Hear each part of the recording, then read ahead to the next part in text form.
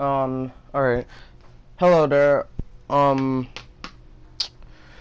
last video was live commentary. I decided to do this one a little bit different.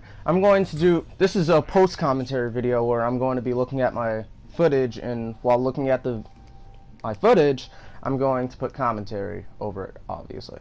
So I'll be talking about the mechanics of Uncharted 4 beta, also maybe sometimes what happened in a match, some of the cons and pros of this game.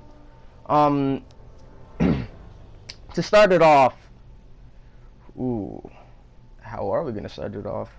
So in the beta, you'll get randomly one of two areas, and those one of two areas, it'll either be this or it'll be in like some type of jungly environment. Here it's very common. The thing is, in this beta, everyone is usually grouped up. Your opponent is always, like, the entire fucking team is together. So what you need to do is, usually your teammates are going to be retarded, and you're going to try to, like, go Call of Duty, because that's obviously where they came from, and try to go fire at all of them just together. It doesn't work that way. You're not supposed to do that. As you see, I got downed here. So usually it results in a lot of your teammates dying or getting wounded or whatever because they're retarded. And I usually take that as a time to explore to explore the team, to go behind, mark, so you know where all the enemies are. And that's the thing. In this game, the marking, if you're familiar with The Last of Us multiplayer, then you should be familiar here. It's the same exact community, the same exact people. You're going to be dealing with borderline the same exact situations. It's the same. And also, as you can see here, the melee is useless. The melee is fucking useless. If you're familiar with The Last of Us thing, it's very similar here. Very similar. And if you're familiar with Uncharted 3's multiplayer, you might also kind of feel it here. But the gameplay here is a little bit more fluid, slightly faster, there's more options. It's very influenced by The Last of Us multiplayer. Very influenced. But instead of crafting, where the multiplayer in Last of Us had the entire crafting system where you made bombs and everything, made bombs, molotovs, medkits, this game kind of relies on a kind of collects treasure, get kills, do downs, or whatever. You get money. With that money, you can use it to buy, like, things, like rocket launchers, sidekicks, mysticals, etc.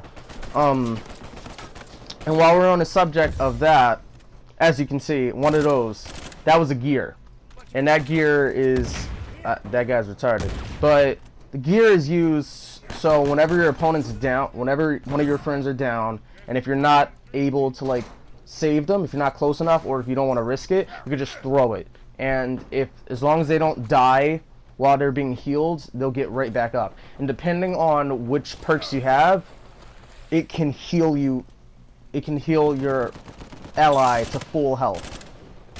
So yeah, in this game, it's a lot of, you know, experimenting with, like, multiple things. Like I said, very Last of Us. If you played The Last of Us online, you're going to be familiar here. It's familiar ground, definitely.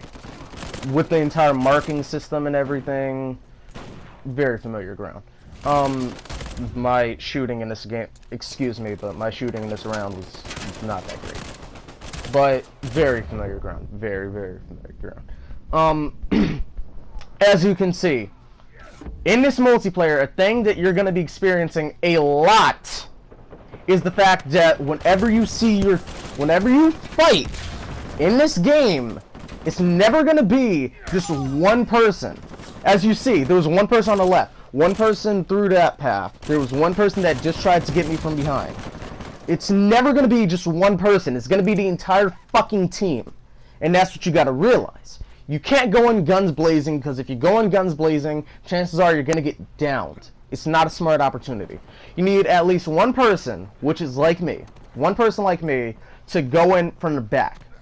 One person like me to go in from the back, start marking people, so when they start moving, you know exactly where they are. You're not going to be caught off guard. You need to start that same exact person should be armed with like mines and whatnot, so he can set up mines. So, because you might be seeing quite a bit that my mines are actually like downing people a lot.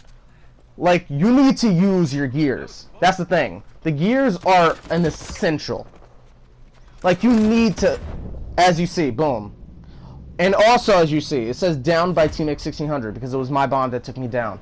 If your bomb, or if you result in your own death, and your enemy does not harm you in any way, if you kill yourself, it does not add I repeat, it might be changed in later beta or in the end game, but if you kill yourself, it does not take away from your team, and it does not give your opponent a point. So essentially, if you're in a tight situation, you might find that your opponent just, like, if he's got surrounded or whatever, he might just jump and kill himself. And there's no penalty for it whatsoever. It's a quick way to, like, relocate into a different scenario, get into a safer situation. So there's that. It might get fixed in later, but as of right now, that's how it works. As you saw, I summoned my sidekick. The most powerful sidekick in the game easily has to be the sniper. To the point where, I shit you not, it might be in one of my videos, I'm not sure.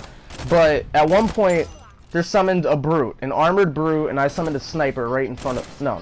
I summoned the armored brute, and the other guy summoned the sniper. His sniper went out against my armored brute. Not, mind you, this isn't like across screen, this is up close. Like melee range, my brute lost to the sniper. I shit you not, the most powerful thing in this game is the sniper. In terms of power, in terms of accuracy, in terms of everything. That is the best sidekick in the game. But the best tools in the game, I have to say, best gears, I might have to say the proximity mine. Because of just, look how useful it is.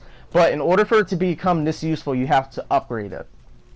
And I would suggest when you have the proximity mines or whenever you have a gear, you upgrade the gear first. Because that's the thing, that whenever you're doing gameplay, during gameplay, whenever, you're always going to be getting your gears back. That's the thing. When it comes to rocket launchers and stuff, you have to collect money. You have to do all types of things to get that. And then each time you purchase, it's going to raise the price. That works for everything. With the gears, however, you upgrade the gear, that upgrade stays with you throughout the entirety of the game. And then you can upgrade, and at one point it'll be max, as you saw. And usually the max will drastically improve upon the gear and make it really useful. So that's my tip. Whenever you get into a situation like that, you want to upgrade your gear. Mysticals. I never got the chance to talk about mysticals. I'm not sure if you got the chance to see what the mysticals are. There's the two broken ones is the Curse of El Dorado, which is an also I won the game here. But the Curse of El Dorado, and one that basically turns your opponent into, oh snap, turns your opponent into Delson. It's really broken. Shit. I was not able to talk about everything. Well, thank you for watching, and thank you for looking. If you want me to go break down more gameplay, please tell me in the comments. See ya!